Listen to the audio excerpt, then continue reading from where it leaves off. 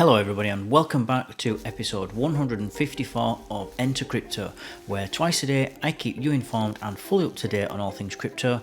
If that sounds like something you would be interested in, then subscribe to my channel. I put out a new video every 12 hours. So the article I've got for you is from Analytics Insight. It's in their cryptocurrency section. It's written by Preeti Chiguri and it's titled "Move Over Bitcoin, It's Time for Brit-Coin." The UK's new CBDC, its new digital currency. This will be interesting. So let's jump in. UK takes the leap into the future with the launch of Brit-Coin, a digital currency. The world is rapidly moving towards a cashless society, and the UK is no exception. With the launch UK's new, with the launch of the UK's new digital currency called Brit-Coin, the government is making a daring move into the financial future. It is hoped that this new digital currency would enable faster, safer and more effective transactions by doing away with the need for real cash or middlemen like banks. The Bank of England and the government have presented a plan that might result in the virtual currency, and the idea is being promoted despite concerns that private cryptocurrencies could take over and jeopardise financial stability. Here are a few reasons why you may want to consider moving over from Bitcoin to Brit-Coin. Brit-Coin transactions would be quicker and more effective than those made through conventional banks, making it a practical and convenient alternative to Bitcoin. Compared to typical bank transactions, Brit-Coin may have lower transaction fees, making it a more affordable choice. Brit-Coin is backed by the UK government, which could increase its credibility and stability compared to other digital currencies like Bitcoin. The wider adoption, Brit-Coin is aimed to be widely adopted by businesses and consumers, making it a more accessible option for everyday use.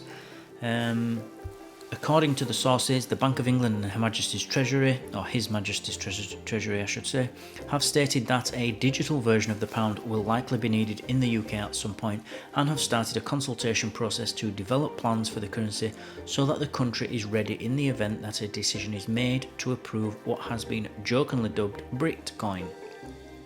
The two institutions stated above have, as the Register noted, already given Brit-Coin some thought, according to a consultation paper outlining the CBDC. According to their work, they think that it is likely that a digital pound will be needed in the future.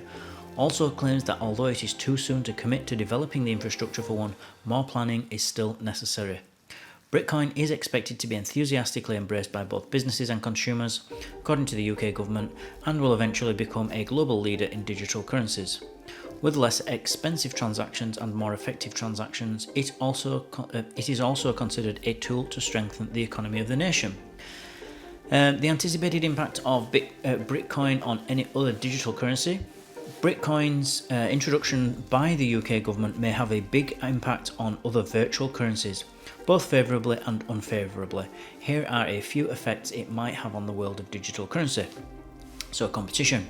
Brit-Coin will probably grow to be a significant player in the digital currency market, and this newcomer might put pressure on other digital currencies to enhance their offers. The market as a whole might grow, innovate, and see higher competition as a result. Brit-Coin may take a sizable chunk of the market share as a result of its extensive acceptance, which might harm other digital currencies. This might cause other digital currencies to be used and valued less frequently. Brit-Coin's launch may have an impact on regulatory organisations as they begin to examine the world of digital currencies more closely. Increased regulation could result from this, which might have an impact on the market both favourably and unfavourably. And lastly, the reputation of other digital currencies may be impacted by the success or failure of Brit-Coin. If Brit-Coin is extensively used and succeeds, it might improve the standing of other virtual currencies. However, if Brit-Coin encounters any problems, it might be bad for the UK itself. In conclusion, the UK government's launch of Brit-Coin will probably have a big impact on the digital currency market, and other digital currencies will need to change to stay relevant. So what does Brit-Coin's future hold? The UK is making a huge jump into the digital era, and Brit-Coin will be at the vanguard of this revolutionary transition, but only time will tell. So what do we think about this?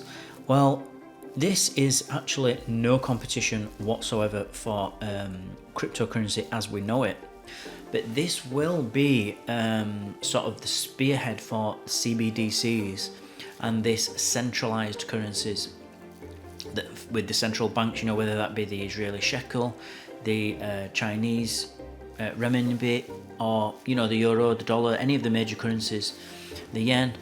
They're all going to be looking to do this. They are all, if not already, looking into doing it and piloting these programs. India too are also doing this. So it'll have competition within its own little circle of from between governments and other between all the other governments in the world. But this is no comparison to Bitcoin whatsoever. Bitcoin's entirely decentralized and cannot be infiltrated. It can't be stopped. It can't be it can't be hacked. This, anywhere where you've got a central organization like the Bank of England or something like that, or a company, can be hacked. Your details can be leaked, and they have been leaked in the past. If you ever look at all the times that people's details or bank account details, addresses, names, passport numbers, it happens. But that's because we live in a centralized world where all our information is kept in one central place, and for a hacker that makes life very easy. To hack Bitcoin I'd need to hack at least 10,000 nodes. That's just not financially viable. It's just not possible for anyone to do that. And if it is, it's excruciatingly expensive. And even if I'm successful and do attack it, we can just fork Bitcoin, we can do a software fork and just fork it off from the next one. And then you're gonna have to spend all that money again and do it all over. It's purposefully built to be resilient like that, and it will just grow a new, the old tale where you cut one head off and two grow back. It doesn't take very long to learn that you don't cut the head off it anymore.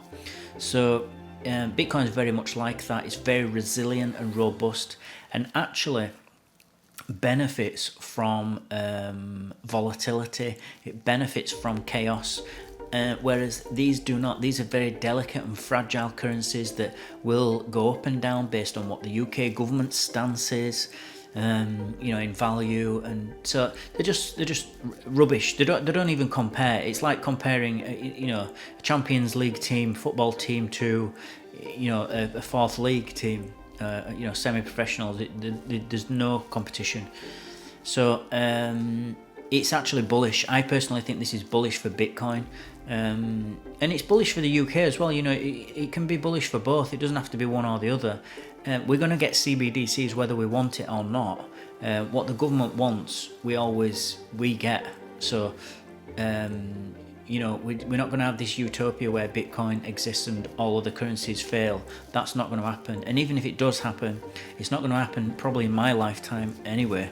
So it's just that Bitcoin is superior to these fiat government currencies. So good news for the UK. If you believe in CBDCs and you believe in this and everything, not very good for the UK if you're a citizen and you value your privacy and you value your financial right to privacy. This is a dystopian nightmare for those people. So thank you for listening, thank you for watching. Remember everybody to please subscribe to the channel, join my team, and I will keep you updated on all things crypto every 12 hours.